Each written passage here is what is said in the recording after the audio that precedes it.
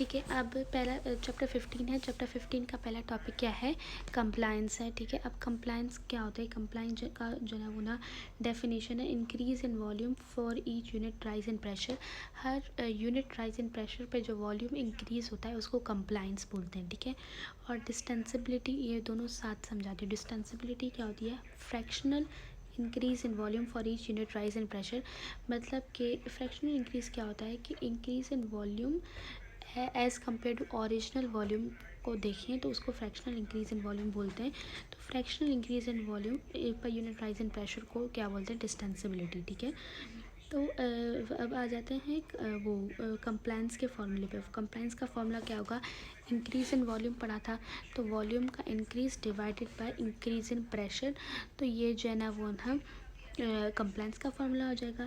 ठीक है। डिस्टेंसिबिलिटी का फॉर्मूला हमने पढ़ा था, वॉल्यूम का इंक्रीज, ठीक है, लेकिन डिवाइडेड बाय ओरिजिनल वॉल्यूम। ठीक है। Original volume both divided by pressure. ठीक है। तो ये जो ना कैसे फॉर्मूला बन जाएगा? वॉल्यूम का इंक्रीज होना डिवाइडेड बाय प्रेशर का इंक्रीज होना मल्टीप्लाई बाय ओरिजिनल वॉल्यूम। ठीक है। तो ये फार्मूला बन जाएगा उसका। ठीक है। अब क्या होगा कि ना ये फार्मूला बन गया और वॉल्यूम और प्रेशर ये जो है ना वो ना एक जो है ना वो ना सेम दिख रहे हैं इसके कंप्लायंस के फार्मूले पे। तो जब कंप्लायंस का फार्मूला वो सॉरी हाँ जो है ना कंप्लायंस का फार्मूला एज़ कम्पेयर टू डिस्टेंसिबिलिटी या डिस्टेंसिबिलिटी का फार्मूला कंप्लायंस के लिहाज से यही हो जाएगा कि यहाँ पर आ जाएगी compliance multiply divided by original volume. ठीक है। ठीक है।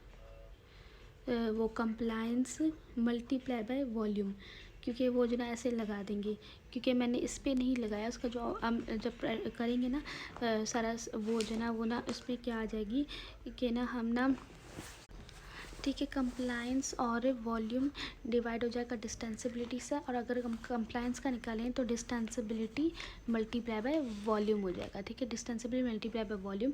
तो अब हम जो ना देखेंगे कि ना डिस्टेंसिबिलिटी हमें ना ये पता है कि ना वेंस की जो डिस्टेंसिबिलिटी होती है वो 8 टाइम्स होती है आर्टरी से, 8 टाइम्स ज़्यादा होती है आर्टरी से। और जो पल्मोनरी आर्टरी की जो डिस्टेंसिबिलिटी होती है वो 6 टाइम्स ज़्यादा होती है सिस्टमिक आर्टरी से। तो हम अगर फॉर एग्जांपल वेंस की जो ना डिस्टेंसिबिलिटी हमें पता है 6 टाइम वो 8 टाइम्स होती है, तो हम जो है ना वो ना उसकी कंप्लायंस फाइंड करेंगे। तो 8 टाइम्स वेंस की डिस्टेंसिबिलिटी है मल्टीप्लाई बाय उसकी जो ना 3 टाइम्स जो है ना वो ना वॉल्यूम जो ना ज़्यादा होता है आर्टरी से। तो 3 टाइम्स वॉल्यूम करेंगे, 8 3 24।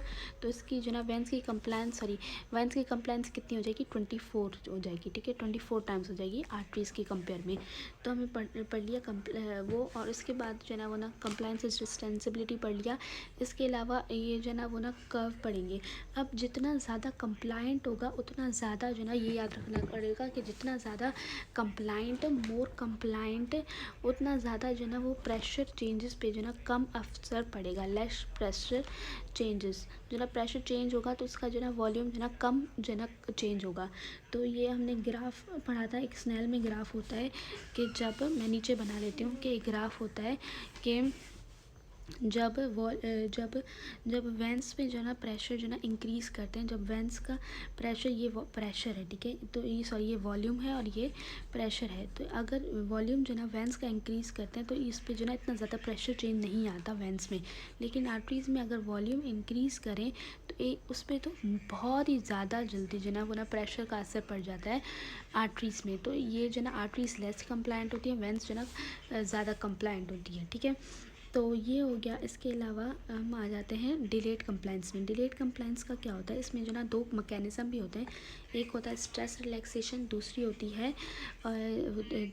है रिवर्स स्ट्रेस रिलैक्सेशन। ठीक है। स्ट्रेस रिलैक्सेशन क्या होती है कि ना, स्ट्रेस रिलैक्सेशन होती है जो ना वो ना अगर जो ना वो ना वेसल को जो ना एक्सपोज करें इंक्रीज़ वॉल्यूम से।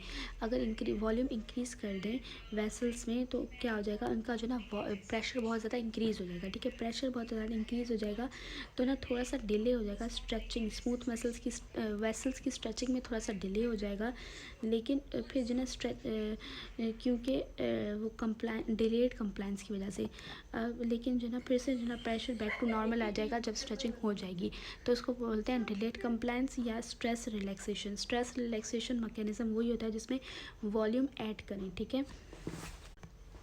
ठीक है। अब कंप्लाइंस जो ना एक फिरदौस में एक लाइन लिखी हुई है, बहुत अच्छी लाइन लिखी हुई है। मैं पीछे जाती हूँ थोड़ा सा डिलेट कंप्लाइंस से कि ना एक ना कंप्लाइंस जो ना essentially how easily a vessel is stretched, कितनी इजीली जो ना वेसल स्ट्रेच्ड होती है उसे कंप्लाइंस बोलते हैं। तो वेंस जो क्या करते हैं, वेंस की जो ना हायर कंप्लाइंस होती है, मतलब उनकी ज़्यादा स्ट्रेचिंग होती है, उसकी ज़्यादा स्ट्रेचिंग होती है। ठीक है। अब वो जो ना वो ना it is consider very compliant, opposite non compliant होती है, जिस मतलब है स्टिफ। ठीक है।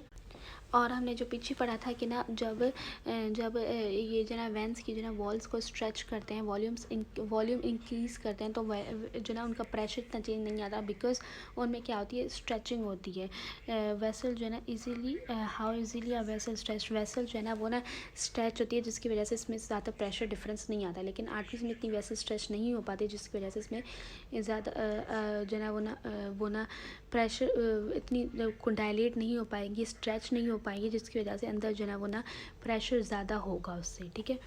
उसके अलावा है, अब आ जाते हैं डिलेड कंप्लाइंस पे। ठीक है। डिलेड कंप्लाइंस क्या होता है कि ना अगर वॉल्यूम को इंक्रीज़ करें तो ना क्या होगा, लार्ज प्रेशर बहुत इंक्रीज़ होगा। ठीक है। प्रेशर इंक्रीज़ होगा क्योंकि डिलेड स्ट्रेच होगा। अगर ये रहा, क्योंकि प्रेशर क्यों इंक्रीज़ हुआ, क्योंकि डिलेड स्ट्रेच हुआ वेसल का। ठीक है। डिलेड स्ट्रेच हुआ अगर, लेकिन जब स्ट्रेच हो जाएगी तो वो ना प्रेशर बैक टू नॉर्मल हो जाएगी। ठीक है। अब इसको क्या बोलेंगे, डिलेड कंप्लाइंस। ठीक है। अगर जो ना वो ना स्ट्रेचिंग देर से हुई, मतलब वो जो डायलेशन देर से हुई, ठीक है, तो जो है ना वो ना उसकी वजह उससे देर होने की वजह से उसको जो ना वो ना डिलेड कंप्लाइंस बोलेंगे और स्ट्रेस रिलैक्सेशन बोलेंगे। ठीक है। अब इसमें इसकी इंपॉर्टेंस क्या है, इसकी इंपॉर्टेंस है कि ना अगर डिलेड कंप्लाइंस होगी ना, तो ना वो ना एक्स्ट्रा ब्लड अगर अकोमोडेट करना चाहे तो वो कर सकता है। दूसरा, अगर हेमरेज हो जाए तो वॉल्यूम अगर उनके पास आ रहा है तो वो उससे कोप अप कर सकते हैं। तो जो ना वो ना ये जो ना इसका ये भी है। ठीक है, फ़ायदा है। इसके अलावा सेकंड आती है रिवर्स स्ट्रेस रिलैक्सेशन भी होती है। उसमें क्या होता है कि वेसल से वॉल्यूम डिक्रीज़ होता है। वॉल्यूम जब डिक्रीज़ होता है तो लार्ज डिक्रीज़ इन प्रेशर आता है, बिकॉज सेम डिलेड कंप्लाइंस होता है, क्योंकि कंप्लाइंस जो है ना वो ना जो ना देर से जो ना वो आती है अपनी जो ना वो काम करने, फिर जब काम करती है तो प्रेशर बैक टू नॉर्मल आता है। ठीक है। तो जो ना वो ना मतलब कि वो होती है रिवर्स स्ट्रेस रिलैक्सेशन। ठीक है। अब आते हैं, ठीक है, अब पढ़ेंगे पल्स के बारे में। पल्स जो है ना वो क्या होती है, पल्स जो है ना वो ना वेव ऑफ ब्लड होती है। जब आर्टरी, ये क्या होती है जो ना ब्लड जो ना वो ना आर्टरी में मूव करे, कंट्रैक्शन ऑफ वेव ऑफ, इसकी डेफिनेशन होती है wave of blood in the artery created by contraction of left ventricle. Left ventricle के कंट्रैक्शन की वजह से जो वेव ऑफ ब्लड बने उसको पल्स बोलते हैं। ठीक है। अब क्या होता है कि ना वेलोसिटी डिफरेंट जो ना वो ना जगहों पे जो ना वो ना पल्स की जो ना वेलोसिटी डिफरेंट होती है। जैसे आयोटा में सब जो है 3 to 5 मीटर पर सेकेंड होती है, लार्ज आर्टरी में 7 to 8 मीटर पर सेकेंड होती है, स्मॉल आर्टरी में और अलग होती है। मतलब जितनी स्मॉल जो है ना वो ना आर्टरी होगी उतनी ज़्यादा पल्स होगी, सिर्फ ये याद करें। ठीक है। और ये भी कह सकते हैं greater the compliance lesser the velocity, जितनी ज़्यादा कंप्लायंस होगी उतनी कम वेलोसिटी होगी। ठीक है।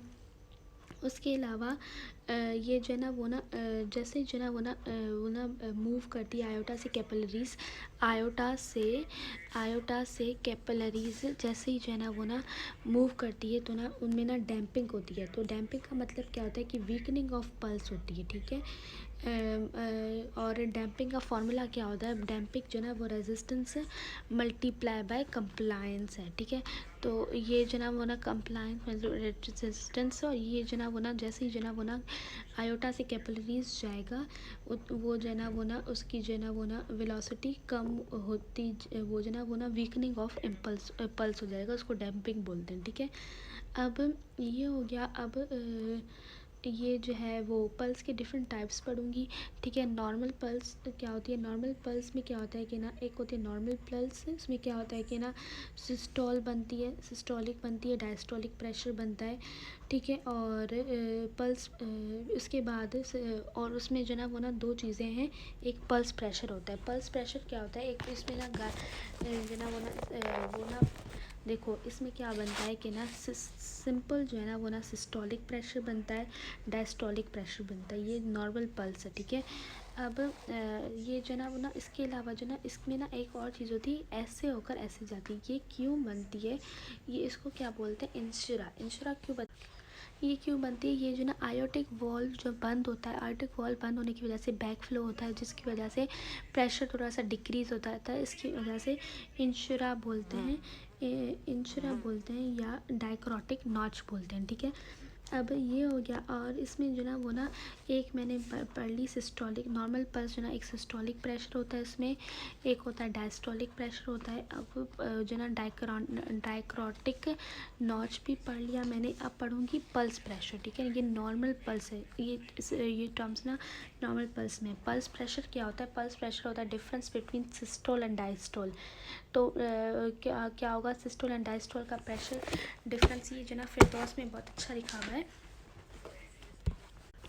ठीक है। Difference between systole and diastole, तो 120 सिस्टोल है -80 डायस्टोल है, तो 40 mm है जी, इसको क्या बोलते हैं, पल्स प्रेशर।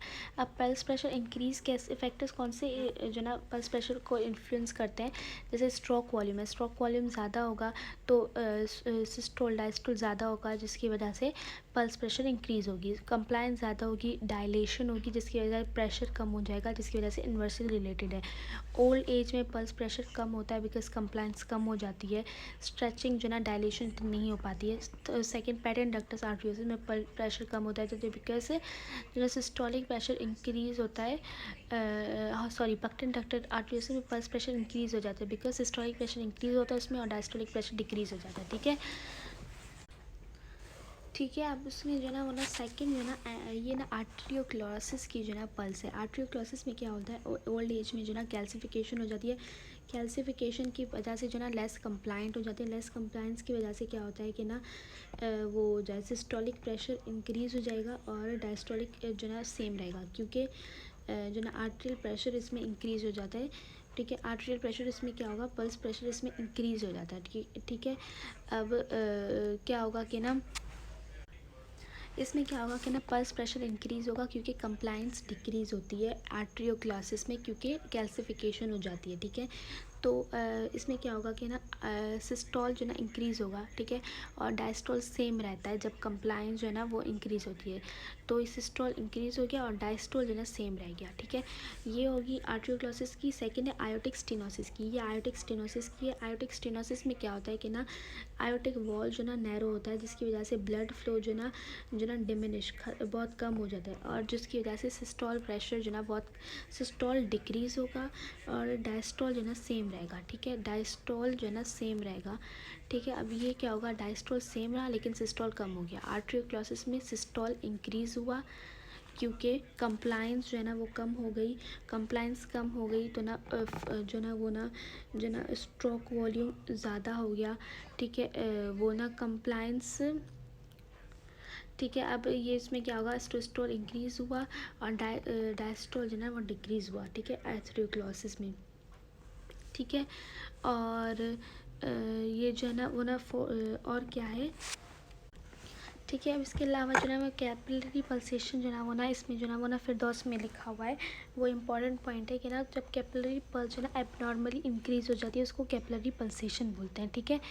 अब ये है, ठीक है। अब इसमें जो ना वो ना एक और है रेडियल पल्स। रेडियल पल्स क्या होता है, जब पल्स जो ना डिटरमाइन होती है पल्पेटिंग रेडियल आर्टरीज को रेडियल पल्स बोलते हैं। इसकी टाइप्स कौन सी होती हैं, कैटाक्रोटिक पल्स जिसमें उसको नॉर्मल पल्स बोलते हैं, वीक पल्स जिसमें पल्स कम हो जाती है, पल्सस पैराडॉक्सस जिसमें जो ना स्ट्रेंथ ऑफ पल्स डिक्रीज हो जाती है ड्यूरिंग वो जो ना रेस्पायरेशन, पल्स इन साइनस जिसमें अरिथमिया हो जाती है, तो पल्स जो है ना वो ना पल्स इंक्रीज़ हो जाती है, ठीक है, पल्स इंक्रीज़ हो जाती है, ठीक है। और पल्सेस अल्टरनेस जिसमें जो ना पल्स जो ना वो ना एक जो ना कभी इंक्रीज़ हो जाती है एक हार्ट बीट में और कभी डिक्रीज़ हो जाती है दूसरी हार्ट बीट में। पल्स डेफिशिएंट जब दो पल्स जो ना दो बीट सामने आ जाती हैं, जैसे कि एट्रियल फिब्रिलेशन में होता है, और पल्स जो है ना वो जो ना बहुत ज़्यादा कॉजिंग एक जो ना एब्सेंस ऑफ सेकंड पल्स जो ना पल्सेस की जो ना एब्सेशन डिफिशेंसी कराएगा, उसे पल्स डेफिशिएंट बोलेंगे। वेटर हेमल्स पल्स पर जो ना when pulse is particularly strong as incompetence of aortic valves, pulse पर स्ट्रॉन्ग पल्स प्रोड्यूस हो जिसको बोलते हैं वाटर हैमर पल्स, ठीक है। और बस यही है। ठीक है। इसके अलावा clinical method for measuring systolic and diastolic pressure ये क्या है, auscultatory method, oscillometric method and palpatory method. और एक ये है कोरोटोकोफ साउंड। क्या होता है, साउंड हर्ड विद स्टेथोस्कोप, जो कि साउंड जो ना स्टेथोस्कोप से सुने जाते हैं ओवर ब्रेंकियल आर्टरी पे रखकर स्टेथोस्कोप जो आवाज़ सुने जाते हैं उनको कोरोटोकोफ साउंड बोलते हैं। ठीक है। अभी जो है ना वो टॉपिक है, कौन सा टॉपिक अब जल्दी करूँगी, सेंट्रल वेनस प्रेशर और पेरिफेरल वेनस प्रेशर। ये कहाँ से करूँगी, ये फिरदौस से करूँगी। फिरदौस में अच्छे लिखे हुए हैं।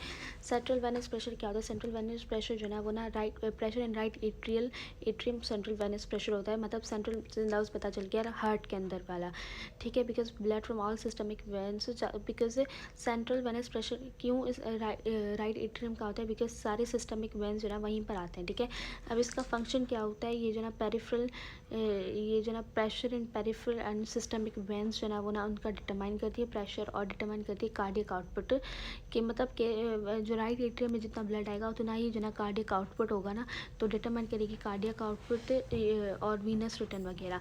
रेगुलेशन कैसे होगी, कार्डियक आउटपुट के साथ इन्वर्सली रिलेशन होती है। मतलब जितना सेंट्रल वेनस प्रेशर ज़्यादा होगा, ठीक है। अब कार्डियक आउटपुट के साथ, ठीक है। अब ये कार्डियक आउटपुट के साथ ये डायरेक्टली रिलेशन क्यों होता है, क्योंकि अब ज़्यादा जो ना वो ना जो ना सेंट्रल वेनस प्रेशर होगा लार्ज वेंस में और राइट एट्रियम में, तो वो ज़्यादा जो ना वो ना फोर्स डालेगा, लोड डालेगा हार्ट पे, और वो ज़्यादा कार्डियक आउटपुट नहीं दे पाएगा। ठीक है। और इन्वर्स हो जाएगा दूसरी कंडीशन में। वीनस रिटर्न के साथ डायरेक्टली प्रोपोर्शन क्या है कि वीनस रिटर्न ज़्यादा आएगा राइट एट्रियम में, तो ब्लड ज़्यादा भरेगा, जिसकी वजह से सेंट्रल वेनस प्रेशर इंक्रीज़ हो जाएगा। ठीक है। अब इसकी जो ना नॉर्मल वैल्यू 0 mmHg होता है। पेरिफेरल वेनस प्रेशर क्या होता है, पेरिफेरल वेंस में जो ना प्रेशर होता है उसे पेरिफेरल वेनस प्रेशर बोलते हैं। ठीक है। अब हाइड्रोस्टैटिक प्रेशर ऑफ ब्लड क्या होता है, hydrostatic pressure due to weight of blood होने की वजह से जो ना प्रेशर होता है उसे हाइड्रोस्टैटिक प्रेशर ऑफ ब्लड बोलते हैं। अब है ये बस, और काम की नहीं। ठीक है। अब कौन सा टॉपिक आ गया है, अब आ गया है effect of gravity on venous and arterial pressure. अब ग्रेविटी का क्या असर पड़ता है, तो हमने ये पढ़ा था कि ना जो ना वो ना जो ना वेंस में जो ना कोई भी वॉल्स नहीं होते, तो वेंस जो ना बगैर वॉल्स जो ना मूव करता है। वेंस जो ना वो ना टूवर्ड हार्ट जो ना मेनली जो ना ग्रेविटी उनको हेल्प करती है कि मूव करें। और दूसरा कौन हेल्प करता है, एक तो ग्रेविटी हेल्प करती है। ठीक है। एक तो ग्रेविटी हेल्प करती है और दूसरा जो ना वो ना मसल पंप या वीनस पंप हेल्प करता है। मतलब इसका क्या होता है कि ना जब जो वेन्स के सामने जो मसल्स होते हैं वो कंट्रैक्ट करते हैं, जिसको हेल्प करते हैं कि ना वो ना वीनस रिटर्न में हेल्प करते हैं। ठीक है। अगर वो मसल्स जो ना वो ना कंट्रैक्ट ना करें बहुत देर तक, और तो ना वो ना वेन्स जो ना वो ना बाहर नहीं निकल पाएंगे, वो जो ना वेन्स जो ना वीनस रिटर्न नहीं हो पाएगा हार्ट की तरफ बहुत टाइम तक के लिए, और वीनस ब्लड जो ना वो ना एक्यूमुलेट होगा, जिसकी वजह से वो वीनस जो ना वो ना लीकिंग भी हो जाएगी, और जो ना वीन उसमें से कैपिलरीज में से फ्लूइड लीक होना शुरू हो जाएगा, क्योंकि एक्यूमुलेट हुआ। अब फ्लूइड जब लीक होगा तो ना लेग्स में स्वेलिंग करेंगी, और ये जो ना बहुत देर तक जो ना खड़े रहने से होता है। ठीक है। जैसे आर्मी और सोल्जर्स खड़े रहते हैं। ठीक है।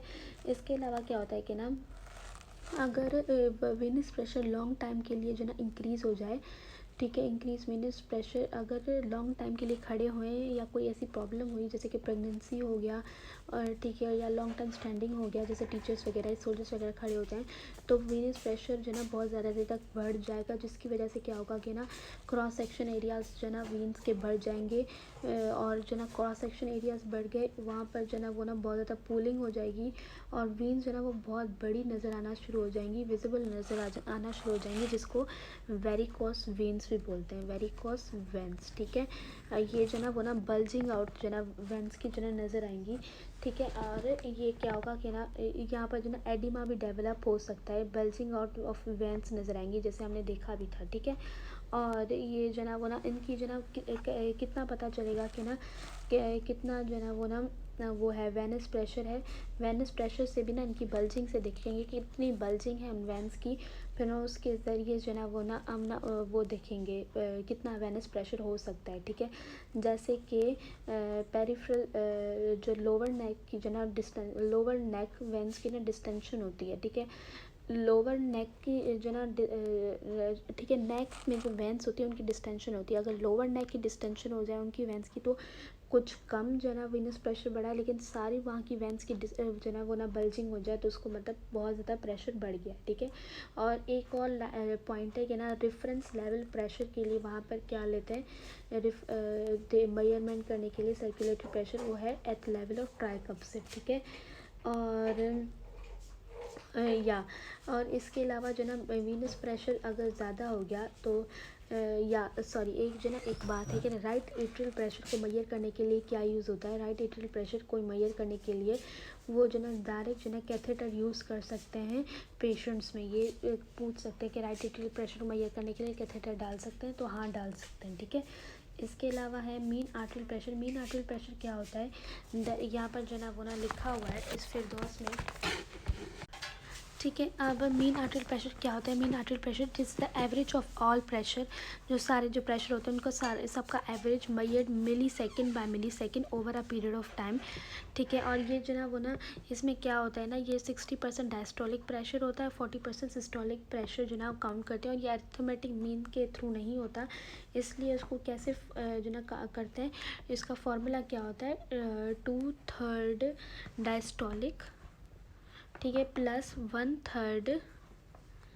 1/3 सिस्टोलिक। तो ये जो ना वो ना इन दोनों को प्लस करेंगे, या diastolic pressure plus 1/3 of pulse pressure, ठीक है। या मेन तो यही है कि ना 2/3 diastolic pressure plus 1/3 systolic pressure. 2/3 क्यों है डायस्टोलिक प्रेशर, क्योंकि 60% डायस्टोलिक प्रेशर्स होते हैं, ठीक है।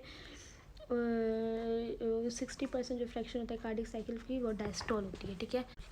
उसके अलावा इसका लास्ट टॉपिक है blood reservoir of body. Blood reservoir कौन सी होती है, स्प्लीन होती है, लिवर होती है, लार्ज एब्डोमिनल वेंस होती हैं, ठीक है। और मैंने ये पढ़ाया था रेफरेंस लेवल प्रेशर मूवमेंट का कौन सा होता है, ये जो है ना वो level of tricuspid wall, level of tricuspid wall जो है ना रेफरेंस लेवल होता है, ठीक है।